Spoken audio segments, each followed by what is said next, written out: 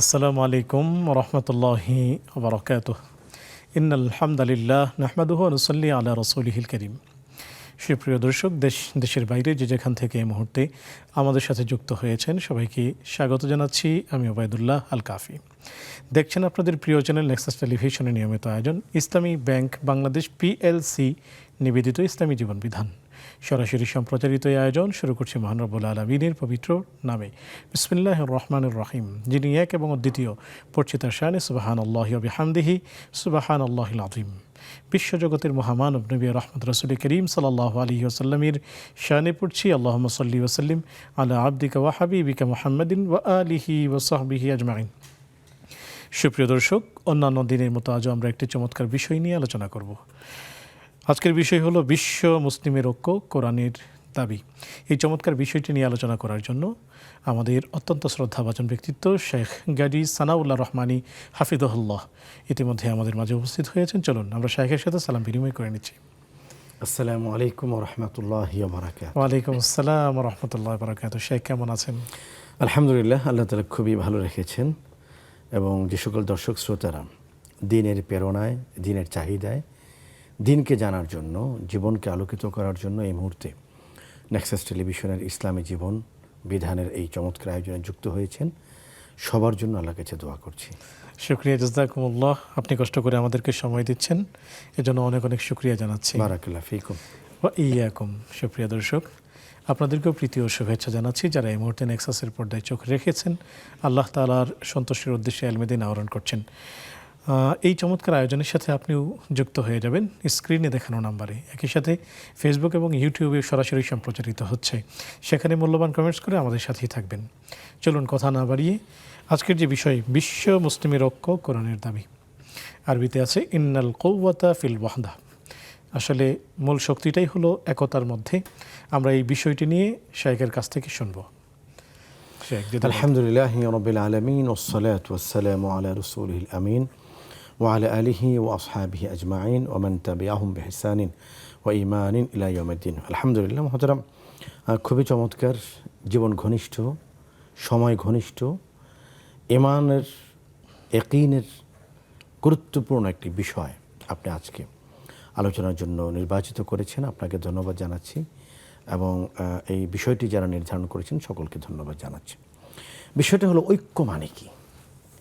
ঐক্য মানে হলো জমায়েত হওয়া, সমবেত হওয়া। এটা কখনো শরীরের সমবেত হতে পারে, এটা কখনো ঈমানের জমায়েত হতে পারে। ইসলাম এমন একটি ধর্ম, ইসলাম মানে হলো ওয়াহদানিয়ত, ইসলাম মানে হলো ঐক্য। ঐক্য যদি না থাকে সেখানে ইসলাম থাকবে না। ইসলাম ঐক্যবদ্ধতার সবচেয়ে বড় ধর্ম। ইসলামের প্রতিটি বিধান আপনি লক্ষ্য করুন, আপনি দেখবেন সেখানে সবচেয়ে প্রধান যে বিষয়টিকে গুরুত্ব দেওয়া হয়েছে, সবচেয়ে বেশি যে বিষয়টিকে গুরুত্ব দেওয়া হয়েছে সেটা হলো ঐক্যবদ্ধতা। বিখ্যাত আয়াত আপনি নিশ্চয়ই জানেন, কোরআনুল কারীমের বিখ্যাত আয়াত। ঐক্য সম্পর্কে আলোচনা করতে গেলে প্রথমে যে আয়াতটি বলা হয় ওয়াতাসিমু বিহাবিলিল্লাহি জামিআ, ওয়াতাসিমু বিহাবিলিল্লাহি জামিআ ওয়া লা তাফাররাকু। এখানে দুটো বিষয়, একটি হলো পজিটিভ, একটি নেগেটিভ, একটি করণীয়, একটি বর্জনীয়। আল্লাহ তাআলা একটা আদেশ করেছেন, একটা নিষেধ করেছেন। আল্লাহ তাআলা কি আদেশ করেছেন? ওয়াতাসিমু, তোমরা আঁকড়ে ধরো, বিহাবিলিল্লাহ, আল্লাহ রুজ্জুকে আঁকড়ে ধরো, আনুগত্যের রশিকে আঁকড়ে ধরো। ওয়াতাসিমু বিহাবিলিল্লাহি জামিআ। কীভাবে আঁকড়ে ধরবো? আমি আমার ঘরে নামাজ পড়ছি না, তুমি ঘরে নামাজ পড়লে হবে না। আমি আমার মতো করে একে একে জীবনযাপন করছি, আল্লাহ বলছেন না। ওয়াতাসিমু বিহাবিলিল্লাহি জামিআন, তোমরা ঐক্যবদ্ধ হও, একতাবদ্ধভাবে আল্লাহর রশিকে তোমরা আঁকড়ে ধরো। এটা হলো আদেশ। এরপরে বলছেন ওয়ালা তাফাররাকু, সাবধান, তোমরা কিন্তু বিচ্ছিন্ন হইও না। একটা হাদিস মনে পড়ে গেল, রাসূল করিম সাল্লাল্লাহু আলাইহি ওয়াসাল্লাম আখির উম্মার, আজকে আমাদের যে অবস্থা, গোটা পৃথিবীতে এত মুসলিম, এরপর আমরা নির্যাতনের শিকার, নিষ্পেষণের শিকার। কেন? রাসূল বলছেন যে শেষ জামানায় আমার উম্মত লাঞ্ছিত হবে। কেন ইয়া রাসূলুল্লাহ? তারা কি সংখ্যায় কম থাকবে? রাসূল বলছেন না, তারা সংখ্যায় অনেক বেশি থাকবে, তাদের প্রাচুর্য অনেক বেশি থাকবে, কিন্তু তাদেরকে যে বিষয়টা ধ্বংস করে দেবে সেটা হলো অনৈক্য এবং বিচ্ছিন্নতা। দেখুন, আজকে গোটা পৃথিবীর মুসলমানরা যদি, আমি মনে করি, একদিনের জন্য যদি একতাবদ্ধ হয়, তাহলে তামাম পৃথিবীতে ইসলামের সবুজ পতাকা উড্ডীন হবে ইনশাআল্লাহ তাআলা। এই জন্য প্রতিটি মুমিনের মূল কাজ হলো ঐক্যবদ্ধতা। বিশেষ করে আজকের বাংলাদেশের যে সময়টিতে আমরা আছি, এখানে ইসলামের সবচেয়ে বড় ব্যাখ্যা হলো ঐক্যবদ্ধতা। ওয়াতাসিমু বিহাবলিল্লাহি জামিআ ওয়া লা তাফাররাকু। আল্লাহ বলেছেন তোমরা পৃথক হইও না। আমরা সবচেয়ে বেশি শিকার এই পৃথকতার, বিচ্ছিন্নবাদিতার। আমরা এখন বিচ্ছিন্ন। কার টুপি গোল, তিনি এক মতবাদ। কার টুপি লম্বা, তিনি এক মতবাদ। কার জুব্বা বড়, তিনি এক মতবাদ। কার জামা ছোট, তিনি এক মতবাদ। কার দাড়ি বড়, তিনি এক মতবাদ। কার দাড়ি ছোট, তিনি এক মতবাদ। কার হাতে তসবি, কার মাথায় পাগড়ি। সব কিছু নিয়ে এই যে বিভ্রান্তিটা আমাদের মাঝে, এই যে বিচ্ছিন্নতা আমাদের মাঝে, এইটা কিন্তু শয়তানের সৃষ্টি। পৃথিবীতে সকল শত্রু ছোট, শয়তান হলো সবচেয়ে বড় শত্রু, যেটা আল্লাহ তাআলা কোরআনে বলেছেন, ইন্না শাইতানা লিল ইনসানি আদুউম মুবিন। শয়তান হলো মানুষের সবচেয়ে বড় এবং প্রকাশ্য শত্রু। শয়তান মুসলিম উম্মার সবচেয়ে বড় যে ক্ষতিটি সাধিত করতে পেরেছে এখনও পর্যন্ত, সেটি হলো আমাদেরকে পৃথক করে ফেলেছে। আমরা টুপির নামে পৃথক হয়েছি, জুব্বার দৈর্ঘ্যের নামে পৃথক হয়েছি, আমরা ছোট দাড়ি না বড় দাড়ি এই নামে পৃথক হয়েছি, আমিন জোরে বলবে না আস্তে বলবে এই নামে পৃথক হয়েছি, হাত বুকে বাঁধবে না নিচে বাঁধবে এই নামে পৃথক হয়েছি। অথচ রব্বুল আলামিন নির্দেশ করেছেন ওয়ালা তাফাররাকু, ওয়ালা তাফাররাকু, তোমার পৃথক হইও না। মুহতারাম, ইসলামের বিধান দেখুন, প্রথম হলো কালিমা, এটা অন্তরে থাকবে। পৃথিবীতে যত মানুষের কালিমা লা ইলাহা ইল্লাল্লাহ, আমরা সবাই ঐক্যবদ্ধ। লা ইলাহা ইল্লাল্লাহ মুহাম্মাদুর রাসূলুল্লাহ, তাওহীদ এবং রিসালাত এক হয়ে গেল। তিনি আমার ভাই। তিনি আরবি হতে পারেন, আজমি হতে পারেন, ইরানি হতে পারেন, তুরানি হতে পারেন, যে ভাষার যে কোনো বর্ণের যে কোনো মতবাদের, কিন্তু তিনি বলছেন লা ইলাহা ইল্লাল্লাহ মুহাম্মাদুর রাসূলুল্লাহ, তিনি আমার ভাই। ঈমানের পরে আসে নামাজ। নামাজ হলো ঐক্যের ইবাদত। নামাজ হলো ঐক্যের সবচেয়ে বড় প্রস্তুতি। নামাজ হলো ঐক্যবদ্ধতার সবচেয়ে চমৎকার বহির্প্রকাশ, মনজার, দৃশ্য। নামাজের ক্ষেত্রে আমরা ইসলামের ব্যাখ্যাটা হলো আকিমিস সালাহ, আকিমিস সালাহ, নামাজকে কায়েম করো। আমি যদি ঘরে পড়ি নামাজ কায়েম হলো না, আমি জামাতে আসছি, উত্তর পাড়া, দক্ষিণ পাড়া, পূর্ব পাড়া, পশ্চিম পাড়া, জামাতে দাঁড়ালাম। আমি যখন জামাতে আসলাম, ঐক্যবদ্ধতার শিক্ষা তখন আমি বাস্তবায়ন করলাম। এই জন্য বলেছে আকিমিস সালাহ, নামাজকে কায়েম করো। শেখ, এই জায়গা থেকে আসবো, আমরা দর্শকদেরকে যুক্ত করে নিচ্ছি ইনশাআল্লাহ। আসসালামু আলাইকুম রহমতুল্লাহ। ওয়ালাইকুম আসসালাম। হুজুর, আমার একটা প্রশ্ন হলো যে আমার হাজবেন্ড তার ইনকামের সব টাকা আমার নামে দিয়ে দিছে।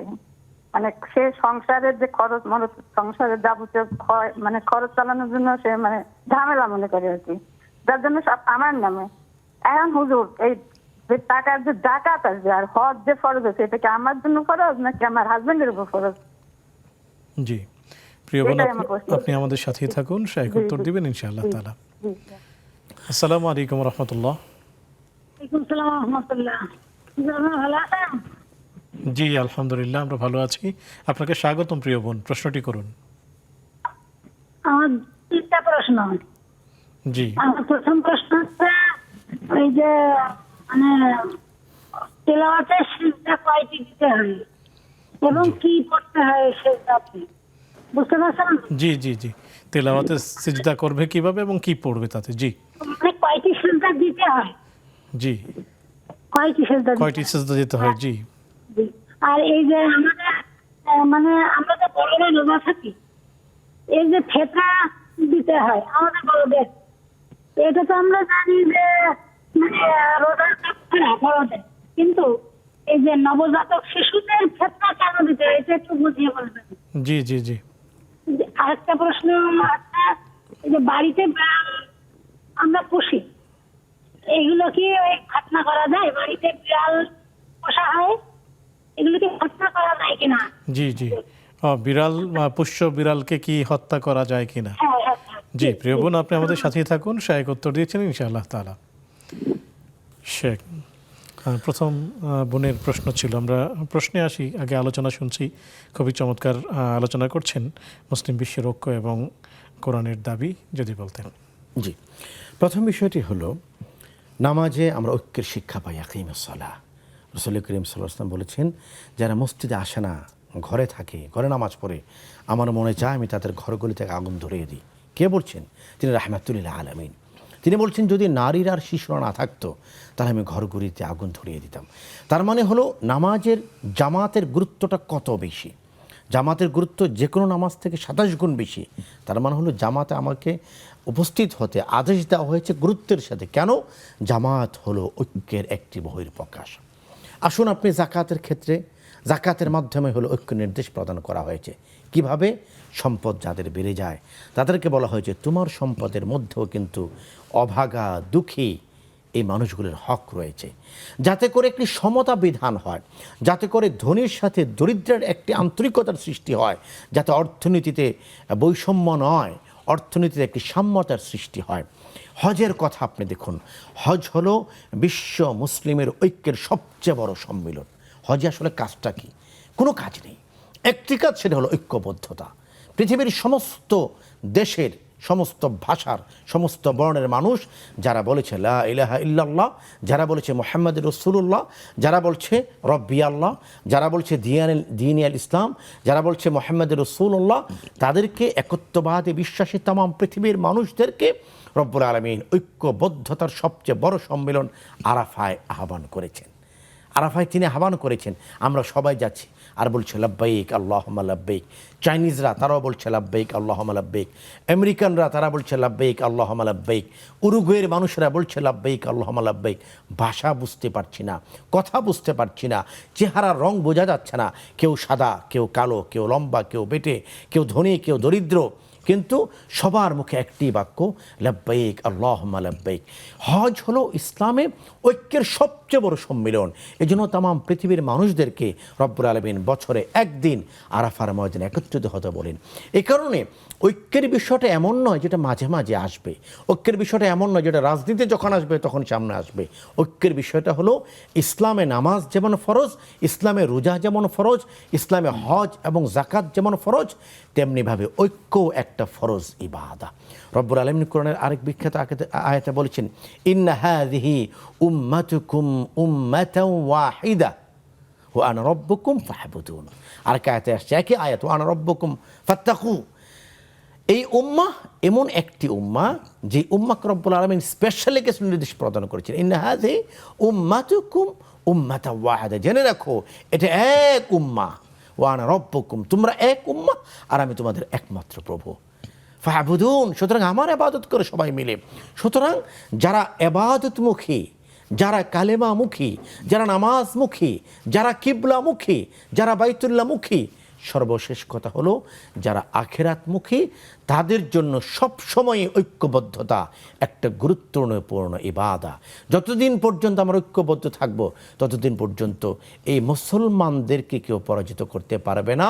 আর যতদিন পর্যন্ত ছিন্ন বিচ্ছিন্ন থাকব, শততা বিভক্ত থাকব, টুপি নিয়ে দ্বন্দ্ব থাকবে, জুব্বা নিয়ে দ্বন্দ্ব থাকবে, আমিন আস্তে না জোরে নিয়ে দ্বন্দ্ব থাকবে, ততদিন পর্যন্ত মুসলিম উম্মাহ একত্রিত হতে পারবে না।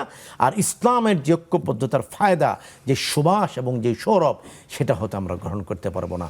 রব্বুল আলামিন আমাদেরকে দ্বীনের স্বার্থে, সমাজের স্বার্থে, দেশের স্বার্থে, ইসলামের স্বার্থে সর্বাবস্থা ঐক্যবদ্ধ হওয়ার তৌফিক দান করুন। আমিন ইয়া রাব্বাল আলামিন। শেখ, আমরা একজন দর্শককে যুক্ত করতে যাচ্ছি। ইনশাআল্লাহ।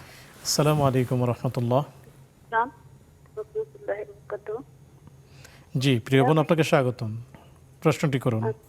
আমার প্রশ্ন হচ্ছে, আমার সন্তান পেটে মারা গেছে, সিজারে পেটে মারা গেছে। এই সন্তানকে নিয়ে আমি একটা স্বপ্ন দেখছিলাম। মারা যাওয়ার পরে যখন স্বপ্নটা গেছে, ওর দু চোখে এত পানি যে আমার ওদার দৃষ্টিতে আমার দিকে তাকিয়ে শুধু পানি হচ্ছে, আর দুধ পান করার জন্য আমার দিকে আসতেছে, কিন্তু আমি নিতে পারছি না। এই চোখের কান্নাটা কেন, এটা আমি দেখলাম। আর 2 নাম্বার প্রশ্ন হচ্ছে, আমি কারোর জন্য, সবার জন্য 2 রাকাত নফল নামাজ পড়ছি আমার পক্ষ থেকে, সবার জন্য, সারা জাহানের জন্য। এটা কি আমার ঠিক আছে কিনা? আর দরুদ কতটুকু পড়তে হবে? জি শুকরিয়া প্রিয় বোন, আপনি আমাদের সাথেই থাকুন। শেখ উত্তর দিয়েছেন ইনশাআল্লাহ তাআলা।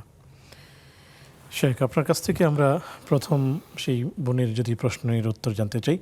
স্বামী ইনকাম করছেন, তো ইনকামের পুরো টাকাই স্ত্রীর নামে ব্যাংকে রাখছেন, সেই ক্ষেত্রে কি যাকাত স্ত্রীর উপর ওয়াজিব হবে না স্বামীর উপর ওয়াজিব হবে? অনেক ধন্যবাদ আমার বোন। প্রথম বিষয় হলো অর্থ যার, যাকাত তার। আপনার স্বামী আপনাকে খরচ করার জন্য দিয়েছেন, আপনার অ্যাকাউন্টে রেখেছেন, অর্থটা তো তার, এজন্য তিনি নেশাব পরিমাণ মালিক। সম্পদ আপনার অ্যাকাউন্টে এসছে তাই বলে কিন্তু আপনি সম্পদের মালিক হয়ে যাচ্ছেন না, এটা আরেকজনের সম্পদ। তো এই সম্পদের জাকাত আপনার স্বামী প্রদান করবেন। শুকরিয়া, জাযাকুমুল্লাহ। সুপ্রিয় দর্শক, দেখছেন আপনাদের প্রিয় আয়োজন ইসলামী জীবন বিধান, নিবেদক ইসলামী ব্যাংক বাংলাদেশ পিএলসি।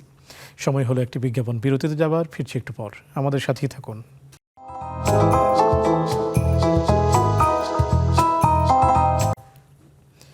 আসসালামু আলাইকুম রহমতুল্লাহি বারাকাতুহু। সুপ্রিয় দর্শক, বিরতির পর সাদর আমন্ত্রণ জানাচ্ছি আপনাদের প্রিয় আয়োজন ইসলামী জীবন বিধানে, নিবেদক ইসলামী ব্যাংক বাংলাদেশ পিএলসি। আলোচনা করছেন শেখ গাজী সানাউল্লাহ রহমানী হাফিজাহুল্লাহ, সাথে আছে আমি ওবায়দুল্লাহ আল কাফি। আলোচনা চলছে বিশ্ব মুসলিমের ঐক্য, কোরআনের দাবি। সেই সাথে পেয়েছি আপনাদের কিছু প্রশ্ন, জানতে চলে যাচ্ছি সরাসরি শেখের কাছে। শেখ, যদি বলতেন, আমাদের একজন বোন প্রশ্ন করেছিলেন যে সিজদায়ে তিলাওয়াতে সিজদা আসলে কয়টি দিবে? আলহামদুলিল্লাহ, আসলে সাহু সেজদা এবং তেলাওয়াতি সিজদা দুটোর মধ্যে একটু প্যাচ লেগে যায়। তেলাওয়াতি সিজদা হলো যখন আপনি আয়াতটি তেলাওয়াত করছেন তার সাথে সাথে সিজদা দিয়ে ফেলে, এটা আফদল, এটা উত্তম। আরেকটি তেলাওয়াত হলো আপনি কোরআন শিফটে রেখে আপনি দাঁড়িয়ে আল্লাহু আকবার বলে আপনি সরাসরি সিজদায় চলে যাবেন, একটি সিজদা প্রদান করবেন এবং সেখানে সাধারণ নামাজের সিজদার মতো করে সুবহানা রাব্বিয়াল আলা 3 বার 5 বার 7 বার বলা যায়। বাস আবার সিজদা করে আবার আপনি দাঁড়িয়ে গেলেন, এটি হলো তেলাওয়াতি সিজদা আদায় করার বিধান। জাযাকুমুল্লাহ। শেখ, পোষ্য বিড়াল, সেই বিড়ালের খতনা করা যাবে কিনা? পোষ্য বিড়ালের খতনা করা যাবে কিনা এই উত্তরটা আমার জানা নেই। শুক্রিয়া। আমাদের একজন বোন জানতে চেয়েছেন যে সন্তান পেটে থাকা অবস্থায় মারা গিয়েছে, সিজারে সন্তান প্রসব হয়েছে, কিন্তু ইদানিং তিনি স্বপ্ন দেখেছেন যে সন্তান আগুনে জ্বলছে, পানি পানি বলে চিৎকার করছে। এটি উনি কেন দেখছেন? এর জন্য করণীয় কি? স্বপ্ন 3 প্রকার। এক প্রকার স্বপ্ন হলো বুশরা, যেটা ভালো স্বপ্ন, কল্যাণকামী স্বপ্ন, মিনাল জান্নাহ, হাদিসে এসছে যে ভালো স্বপ্ন এটা জান্নাতের পক্ষ থেকে আল্লাহ তাআলা মানুষকে সুসংবাদ দেন। 2 নম্বর স্বপ্ন হলো যেটা মিনাল হুজন, মানুষ আতকে ওঠে, ভয়ঙ্কর স্বপ্ন দেখে সাপ তাকে তাড়া করছে, আগুন জ্বলছে, তিনি ব্রিজ থেকে পড়ে যাচ্ছেন। এগুলো হলো মিনাশ শাইতান, এটা শয়তান দেখায়, শয়তানের পক্ষ থেকে। 3য় প্রকার স্বপ্ন যেটা আসলে কোনো ব্যাখ্যা নেই। আর এই সকল স্বপ্নগুলো হলো সময়ের সাথে সম্পৃক্ত। স্বপ্নের সবচেয়ে বড় ব্যাখ্যাকার আল্লামা ইবনে শিরিন রাহিমাহুল্লাহ তাআলা, তিনি ব্যাখ্যা করেছেন দিনের বেলার স্বপ্ন আপনি দেখবেন যে বাসে, বাংলা মোটরের জামে আপনি আটকে আছেন, ঘুমিয়ে ঘুমিয়ে স্বপ্ন দেখছেন, এই স্বপ্নের কোনো ব্যাখ্যা নেই। রাতের বেলা শেষ রাতে, ফজরের আগে, আজানের আগে, ভোর রাতে যে স্বপ্ন দেখা হয়, এই স্বপ্নগুলো তাৎপর্যপূর্ণ।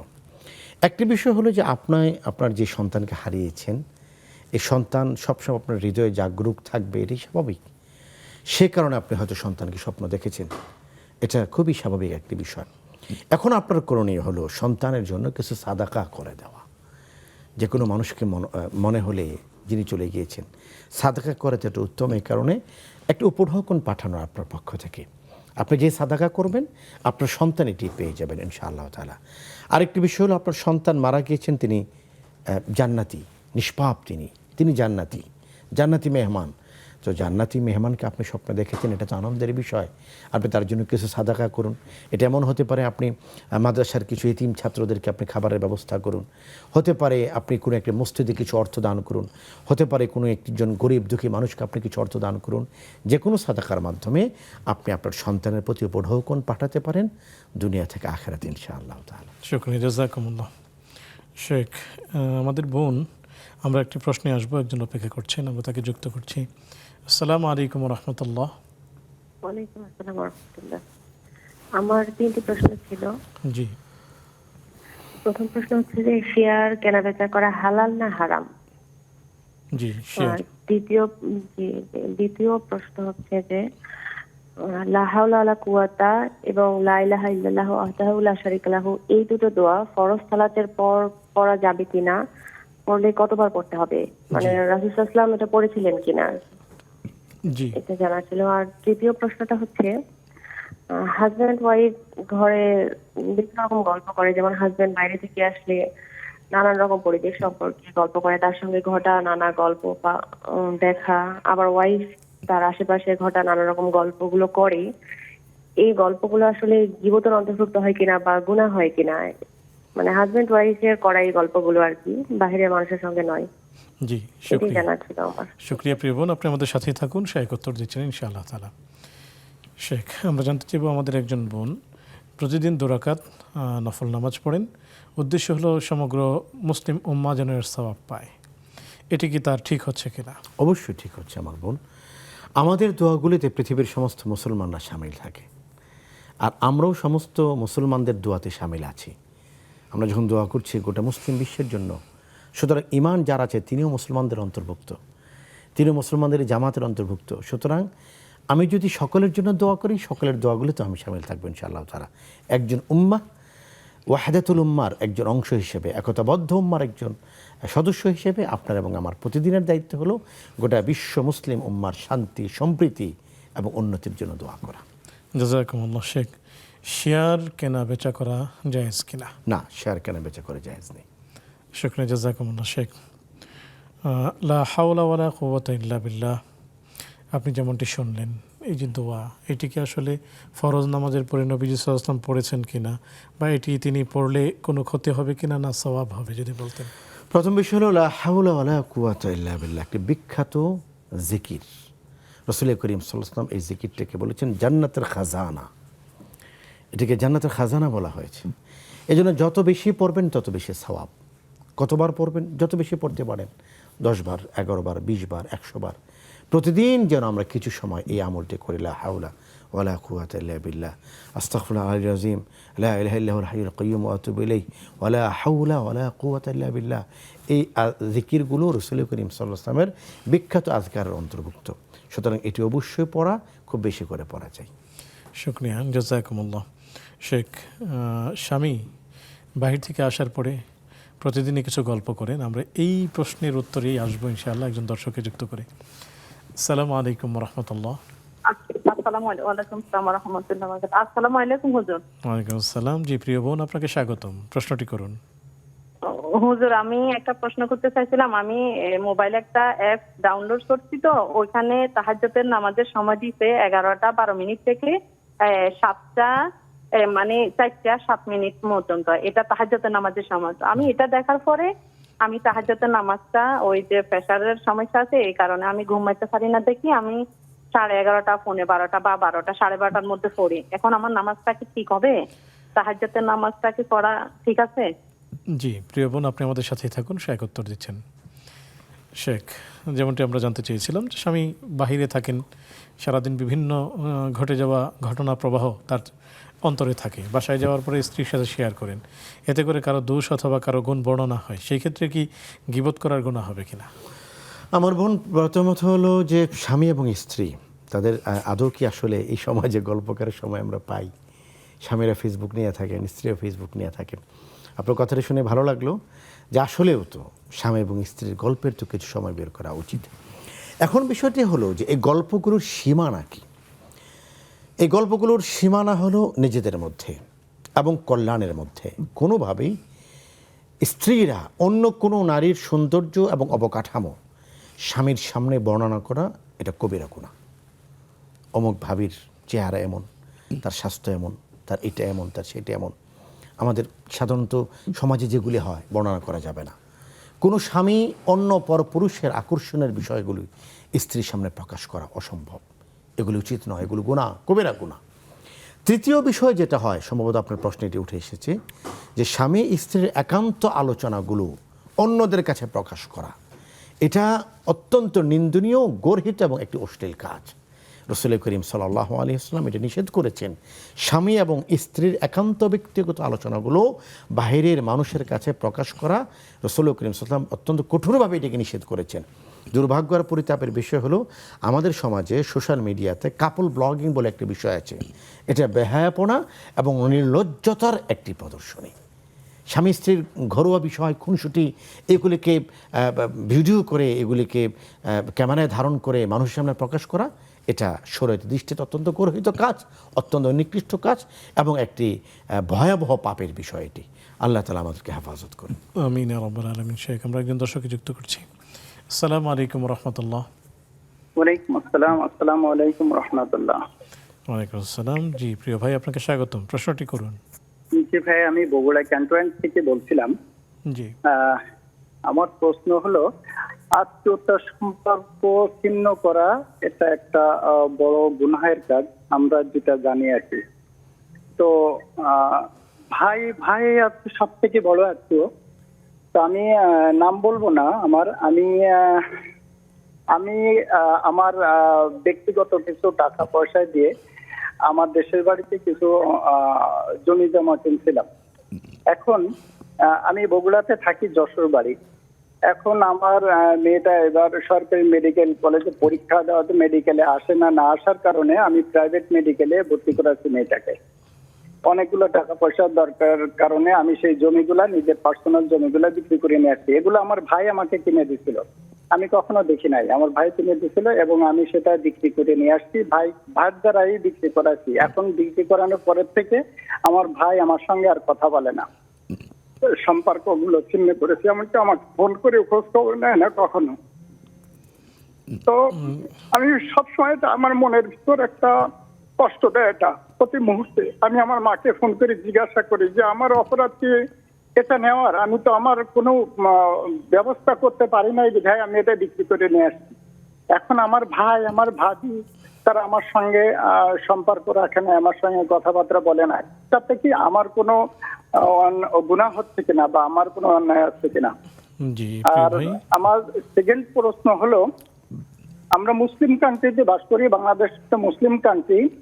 আমি মনে করি আমরা মুসলমান, সেই হিসাবে আমাদের দেশে একটা ব্যাংকিং সেবা, সেটা ইসলামী তন্ত্র থাকা উচিত। আমাদের দেশের ইসলামী ব্যাংকটা কি শরিয়া মোতাবেক কিনা?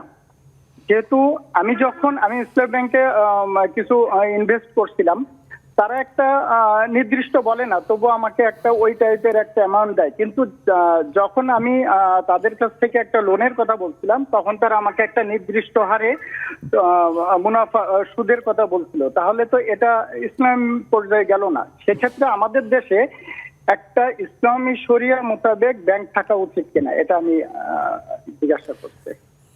জি প্রিয় ভাই, আপনি আমাদের সাথেই থাকুন, শেখ উত্তর দিবেন ইনশাআল্লাহ তাআলা। আসসালামু আলাইকুম রাহমাতুল্লাহ। ওয়ালাইকুম আসসালাম। আসসালামু আলাইকুম। ওয়ালাইকুম আসসালাম। জি হুজুর, বলছি যে কোরআন শরীফের যে বাংলা অর্থ আছে, ওইটা পড়ার সময় ভুল করলে কি গুনাহ হবে? জি। আর কোন প্রশ্ন? আরেকটা হচ্ছে, শুধু ধরেন কোরআন শরীফে ইয়াসিন সূরাটাই শুধু পড়লো প্রত্যেক দিনই, কিন্তু কোরআন শরীফের মানে সব পড়লো না, শুধু ওই ইয়াসিন সূরাটাই পড়া কি ঠিক হচ্ছে কিনা? জি, কি পড়া ঠিক আছে? মানে শুধু ইয়াসিন সূরাই পড়ে, সূরা ইয়াসিন পড়ে। জি, আর কোন সূরা পড়ে না? পড়ে না, আর কিছু পড়ে না, শুধু ইয়াসিন সূরাটাই পড়ে, এটা কি ঠিক হচ্ছে কিনা? আচ্ছা। আর একটা হচ্ছে, এই যে মানুষ হচ্ছে ধরেন 1 লাখ 2 লাখ টাকা দিয়ে জমি বন্ধক রাখে, ধরেন 1 বছর 2 বছর খাওয়ার পরে ওই টাকাটা হচ্ছে মালিক, যার জমি তার কাছ থেকে ফেরত নিয়ে নেয়, আবার জমি সে ফেরত পায়।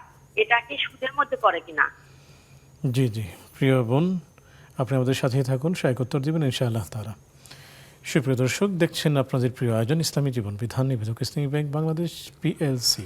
সময় হলো একটি বিজ্ঞাপন, বিরতিতে যাবার, ফিরছি একটু পর, আমাদের সাথেই থাকুন।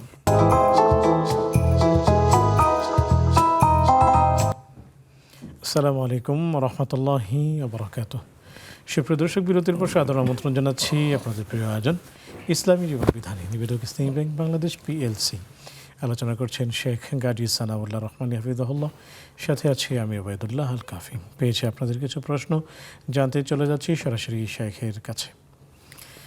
শেখ, আমরা জানতে চাইব আত্মীয়তার সম্পর্ক ছিন্ন করা, এই সম্পর্কে ইসলাম কি বলে? যে সকল ভয়াবহ কারণে, বিচ্যুতির কারণে মুসলমানরা জান্নাতে যাওয়া থেকে বঞ্চিত হবে, জান্নাত থেকে বঞ্চিত হবে, তার মধ্যে একটি ভয়াবহ অন্যায় হলো আত্মীয়তার সম্পর্ককে ছিন্ন করা, সিলা রাহমি যেটাকে বলা হয়। রাসূল বলেছেন এরা জান্নাতে যাবে না। যারা আত্মীয়তার সম্পর্ক ছিন্ন করে। এখন এখানে কয়েকটা বিষয়, এই অনুষ্ঠানে আমরা গত 3 বছরের বেশি সময় ধরে এই বিষয়ে সম্ভবত 500রও বেশি প্রশ্ন পেয়েছি। আমার ভাই তার কান্না ভেজা কণ্ঠে যে প্রশ্নটি করেছেন এটি হলো যে তিনি ঠিক জানেন না যে কী কারণে তার ভাইয়েরা তার সাথে সম্পর্ক বিচ্ছিন্ন করেছেন। আরেক ধরনের প্রশ্ন আমাদের এখানে আসে, সেটা হলো যে তিনি চান আত্মীয়দের সাথে ভালো ব্যবহার করতে, কিন্তু আত্মীয়রা তার সেই ভালো ব্যবহার নিতে চায় না। তার মানে আত্মীয়তার সম্পর্ক ছিন্ন করার বেশ কিছু ধাপ আমরা দেখতে পাই। সকল ধাপের একটি সমাধান, সেটা হলো আত্মীয়তার সম্পর্ক রক্ষা করতে হবে। ওনার যে প্রশ্নটি এসেছে যে তার ভাই, উনি বলছেন যে আমি আমার ভাইয়ের কোনো ক্ষতি করিনি, আমি জায়গা বিক্রি করে নিয়ে এসেছেন। হতে পারে তার ভাই ভেবেছিলেন যে জায়গাটা উনি রেখে, আমি ঠিক জানি না বিস্তারিত। এখন বিষয় হলো যে তিনি তার ভাইয়ের সাথে তিনি যেন সম্পর্ক ছিন্ন না করেন। হাদিসে এসছে সিলমান কাতাকা ওয়াফু আম্মান যালামাকা, যে তোমার সাথে সম্পর্ক ছিন্ন করতে চায় তুমি তার সাথে সম্পর্ক রাখো। এখন ভাই অভিযোগ করেছেন তার ভাইরা তার ফোন করেন না, কথা বলেন না। তারা যদি আপনার প্রতি অন্যায় আর জুলুম করে থাকে, এই আল্লাহ রাব্বুল আলামিনের পক্ষ থেকে তারা এর প্রতিদান পাবেন।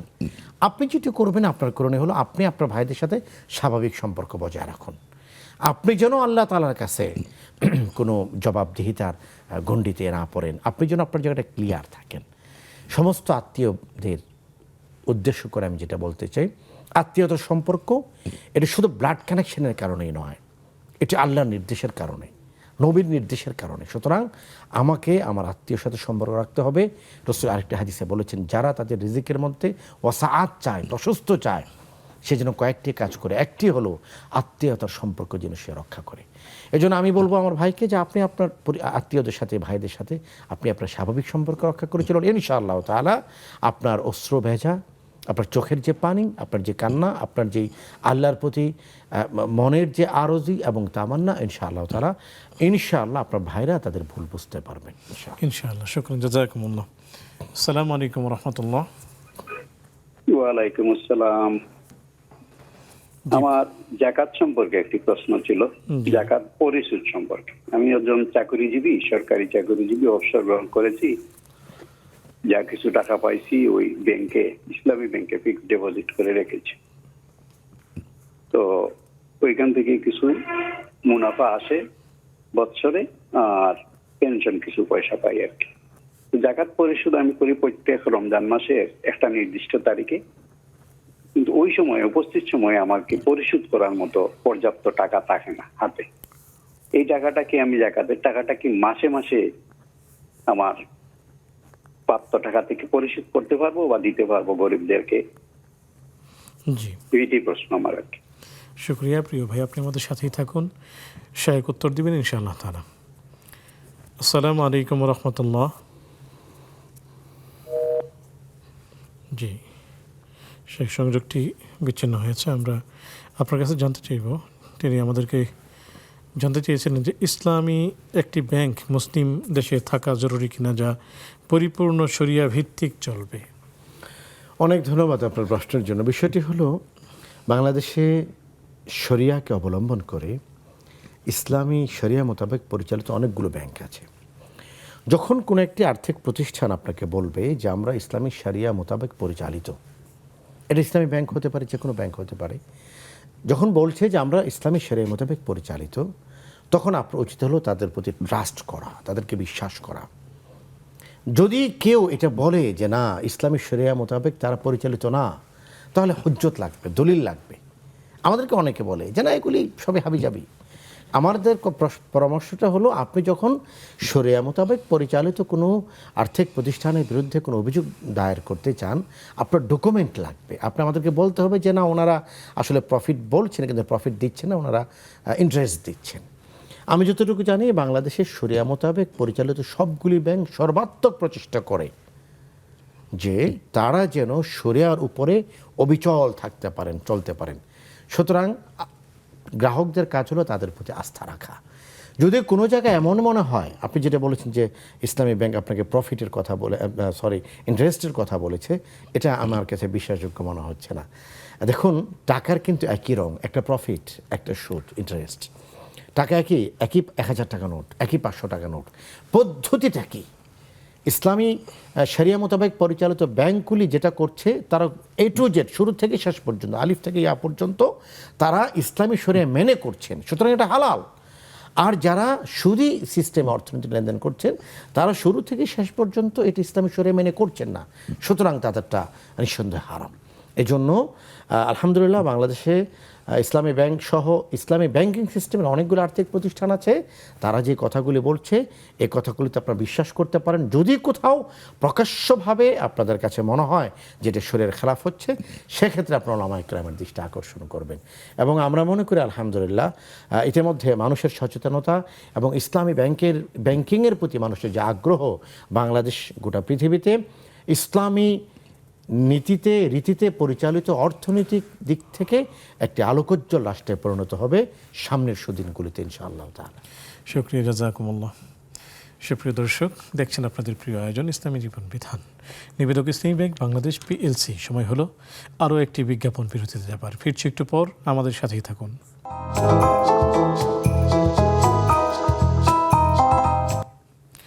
আসসালামু আলাইকুম রহমতুল্লাহি আবরাকাতুহ। সুপ্রিয় দর্শক, বিরতির পর সাদর আমন্ত্রণ জানাচ্ছি আপনাদের প্রিয় আয়োজন ইসলামী জীবন বিধানী। নিবেদক ইসলামী ব্যাংক বাংলাদেশ PLC। আলোচনা করছেন শেখ গাজী সানাউল্লাহ রহমানী হাফিজাহুল্লাহ, সাথে আছে আমি ওবায়দুল্লাহ আল কাফি। আলোচনা চলছিল বিশ্ব মুসলিমের ঐক্য, কোরআনের দাবি। সেই সাথে পেয়েছি আপনাদের কিছু প্রশ্ন, জানতে চলে যাচ্ছি সরাসরি শেখের কাছে। শেখ, আমাদের একজন বোন জানতে চেয়েছিলেন তাহাজ্জুদ নামাজের সময় সম্পর্কে। একটি অ্যাপস তিনি ডাউনলোড করেছেন, যেখানে সময় দেখাচ্ছে 11:30 থেকে 4:07 পর্যন্ত, তো 4টার একটু পর পর্যন্ত। এই ক্ষেত্রে তিনি সকালবেলা উঠতে পারবেন না এই আশঙ্কা করে সেই 11:30 অথবা 12টার দিকেই তিনি তাহাজ্জুদ পড়ে এরপরে শুয়ে পড়েন। এক্ষেত্রে কি ওনার তাহাজ্জুদের নামাজ আদায় হবে? ধন্যবাদ আমার বোন। প্রথম বিষয় হলো যে তাহাজ্জুদের সবচেয়ে উত্তম সময় কোনটি? এটা হলো সুলুসুল লাইল, রাতের শেষ যে ভাগটা। রাতকে যদি আমরা 3 ভাগ করি, তৃতীয় ভাগটি হলো তাহাজ্জুদের সবচেয়ে আফদালুল ওয়াক্ত, সবচেয়ে উত্তম সময়। এখন আপনি যে টাইমটিতে পড়ছেন রাত 11টা, 11:30, এই সময় তাহাজ্জুদ পড়া যাবে কিনা? কোনো কোনো ইমাম এবং উলামায়ে কেরামের একটি ভাষ্য রয়েছে যে যারা ধারণা করেন যে তারা তাহাজ্জুদের সময় উঠতে পারবেন না, তারা সেই সময় যেন 2 রাকাত নামাজ তাহাজ্জুদের নিয়তে পড়ে ঘুমান, আল্লাহ তাআলা এটি কবুল করে নেবেন। তো সেই বক্তব্যের আলোকে আপনি যেটি করছেন এটি অবশ্যই প্রশংসনীয়। আপনি তাহাজ্জুদের নিয়তে পড়লে ইনশাআল্লাহ তাআলা আল্লাহ তাআলা এটিকে তাহাজ্জুদ হিসেবে কবুল করবেন। শুকরিয়া, জাযাকুমুল্লাহ। শেখ, ওই গীবত সম্পর্কে যে প্রশ্নটি আমি আবারও আপনাকে করতে চাই, সেটি হলো যে অফিসে বিভিন্ন কার্যক্রম হয়, সেই অফিসিয়াল কার্যক্রমগুলি স্বামী এসে ওয়াইফের সাথে গল্প করেন, স্পেসিফিক কোনো ব্যক্তির নাম উল্লেখ করা হয় না, সেক্ষেত্রে কি গীবতের গুনাহ হবে? বিষয়টি হলো রাসূল করিম সাল্লাল্লাহু আলাইহি ওয়াসাল্লাম সাহাবায়ে কেরামকে দেখলেন যে তারা একটি বিষয় নিয়ে আলোচনা করছেন যেটি অন্য মানুষকে কেন্দ্র করে। তখন আল্লাহ রাসূল সাল্লাল্লাহু আলাইহি ওয়াসাল্লাম তাদেরকে থামিয়ে দিলেন। তখন তারা বললেন, ইয়া রাসূলুল্লাহ, রাসূল তাদেরকে গীবত করতে নিষেধ করলেন। ইয়া রাসূলুল্লাহ, সাহাবায়ে কেরাম বললেন যে এই বিষয়টি যদি তার মাঝে থাকে তাহলে কি এটি গীবত হবে? রাসূল বলছেন থাকলেই তো গীবত, আর না থাকলে তো তোহমত, অভিযোগ। এটা তো আরও অনেক ভয়ঙ্কর বিষয়। মূল কথা হলো যে না, অফিসের এই সমস্ত ঘটনা তার স্ত্রীর কাছে না বলা। হ্যাঁ, এতটুকু বলা যেতে পারে ভালো অথবা মন্দ, যে আলহামদুলিল্লাহ আমার অফিসে আলহামদুলিল্লাহ আমাকে সবাই খুব শ্রদ্ধা করছে, সম্মান করছে। যে সমস্ত ঘটনা অন্য কোনো মানুষের প্রতি বিরূপ আচরণ যাবে না, সেই ঘটনা আপনি স্ত্রীর কাছে বলতে পারেন। আর বিরূপ আচরণ যায় এমন কোনো বিষয় ব্যক্তির নাম না নিয়েও বলাটাও অনুচিত। জাযাকুমুল্লাহ। আসসালামু আলাইকুম রহমতুল্লাহ। ওয়ালাইকুম আসসালাম। জি প্রিয় বোন, আপনাকে স্বাগতম। প্রশ্নটি করুন। আমার প্রশ্ন হলো, আমার একটাই মাত্র ছেলে ছিল। আমার ছেলেটা 4 মাস ধরে মারা গেছে। এখন ওই ছেলের বউটাকে কি আমি আমার বোনের ছেলের সাথে বিয়ে দিয়ে আমার বাসায় রাখতে পারবো কিনা? জি প্রিয় বোন, আমার একটাই ছেলে ছিল, আর কোনো সন্তানাদি নাই। বোনের ছেলের সাথে বিয়ে। জি প্রিয় বোন, আপনি আমাদের সাথেই থাকুন, সহায়ক উত্তর দিচ্ছেন ইনশাআল্লাহ তাআলা। শেখ, আমাদের একজন ভাই জানতে চেয়েছেন জাকাত বিষয়ক প্রশ্ন। ফিক্সড ডিপোজিট আছে, সেখান থেকে কিছু অর্থ পান ইসলামী ব্যাংকের, তো তা দিয়ে চলেন। তো বছর শেষে যে জাকাত দেওয়া হয় সেখানে এই পরিমাণ অর্থ থাকে না যে তিনি জাকাত পরিপূর্ণ আদায় করবেন। এই ক্ষেত্রে ওনার জানতে যাওয়ার বিষয় হলো যে প্রতি মাসেই কি অল্প অল্প করে তিনি জাকাত দিতে পারবেন কি না। আমি আপনাকে বিশেষভাবে ধন্যবাদ জানাচ্ছি যে আপনাকে চমৎকার প্রশ্ন করেছেন। আমাদের অনেক প্রশ্ন আসে, সবগুলি প্রশ্ন খুব সুন্দর। কিছু প্রশ্ন আসে যে প্রশ্নগুলিতে মন ভালো হয়ে যায়। আল্লাহ তাআলা আপনাকে উত্তম প্রতিদান দান করুক। জাকাতের মূল ব্যাখ্যাটি আসলে কি? জাকাতের মূল ব্যাখ্যা হলো এমনভাবে জাকাত প্রদান করা যাতে করে দরিদ্ররা পায়, অভাবীরা পায়। আমরা রমজানের কথা কেন বলি যে রমজানের দানগুলো সব বেশি। আপনার রমজানে যদি টাকা না থাকে আপনি এই মাসে দিয়ে দিবেন। যেভাবে দিলে দুঃখী মানুষের উপকার হয়, যেভাবে দিলে গরিব মানুষের উপকার হয়, যেভাবে দিলে যারা হকদার তাদের উপকার হয়, এইভাবে দেওয়াটাকেই শরিয়া উৎসাহ প্রদান করেছে। এই জন্য আপনি যেটি চাচ্ছেন, প্রত্যাশা করছেন, এটা অত্যন্ত গুরুত্বপূর্ণ এবং খুবই আনন্দের বিষয়। আপনি প্রতি মাসে দিয়ে দিন যাতে করে দুঃখী মানুষগুলো প্রতি মাসেই পেয়ে যায়। জাযাকাল্লাহ খাইর। এই রকম শেখ একমাত্র ছেলে 4 মাস হলো মৃত্যুবরণ করেছেন। ছেলের ওয়াইফকে তিনি বোনের ছেলেকে দিয়ে বিয়ে করিয়ে রেখে দিতে চাচ্ছেন। এই যে বোনের ছেলের সাথে বিয়ে দিতে পারবে কিনা? স্বামী মারা যাওয়ার ইদ্যতের যে সময়টা আপনারা বলেছেন 4 মাস, এই সময়গুলো যদি পার হয়ে গিয়ে থাকে তাহলে অবশ্যই আপনি বিয়ে দিতে পারবেন। এবং এটা তো একটি ভালো কথা যে আপনি আপনার ছেলের বউটাকে হারাতে চাচ্ছেন না। আপনি আপনার ভাইয়ের বোনের ছেলের মাধ্যমেও, সেও আপনার ছেলে, বোনের ছেলেও তো নিজের ছেলের মতোই, আপনি এটি পারবেন। শরীরের ক্ষেত্রে অনুমতি আছে। শুকরিয়া, জাযাকুমুল্লাহ। শেখ, আমরা অনলাইনেও বেশ কিছু ভাই প্রশ্ন করেছেন, যদি আমরা সেই প্রশ্নগুলোতে আসি। একজন জানতে চেয়েছেন যে আমি যদি বিয়ে করি তাহলে একটি মেয়ে ইসলাম গ্রহণ করবে, আমি কি তাকে বিয়ে করতে পারি? শর্তযুক্ত ইসলাম গ্রহণ জায়েজ নেই। আপনাকে বিয়ে করার জন্য ইসলাম গ্রহণ এটা মূল বিষয় হতে পারে না। তিনি আল্লাহকে পাওয়ার জন্য, জাহান্নামের কঠিন আযাব থেকে, কঠিন আগুন থেকে বাঁচার জন্য তিনি মুসলমান হলেন। তিনি মুসলমান হয়ে গেছেন, এরপর আপনি বিয়ে করছেন, এই স্বাভাবিক ঘটনা। কিন্তু তিনি মুসলমান হলে আপনি বিয়ে করবেন, অথবা আপনি বিয়ে করবেন বলে তিনি মুসলমান হচ্ছে, ইমানের সাথে কোনো শর্ত যায় না। তিনি স্বাভাবিকভাবে মুসলমান হবেন, এরপরে আপনি একজন মুসলিম পুরুষ হিসেবে, একজন মুসলিম নারী হিসেবে তাকে বিয়ে করতে পারেন। শুকরিয়া শেখ। আমরা সর্বশেষ অল্প সময়ে আপনার কাছে জানতে চাবো যে বাংলাদেশে দেশ এবং দেশের মানুষের ঈমান এবং স্বাধীনতা, সার্বভৌমত্ব রক্ষায় সকল মানুষকে কি আসলে এক হয়ে যাওয়া উচিত কিনা? নিঃসন্দেহে। দেখুন, মুসলমান যারা, ঈমানের আলো যাদেরকে রব্বুল আলামিন দিয়েছেন, তাদেরকে আল্লাহ রব্বুল আলামিন এই উম্মার দায়িত্ব প্রদান করেছেন।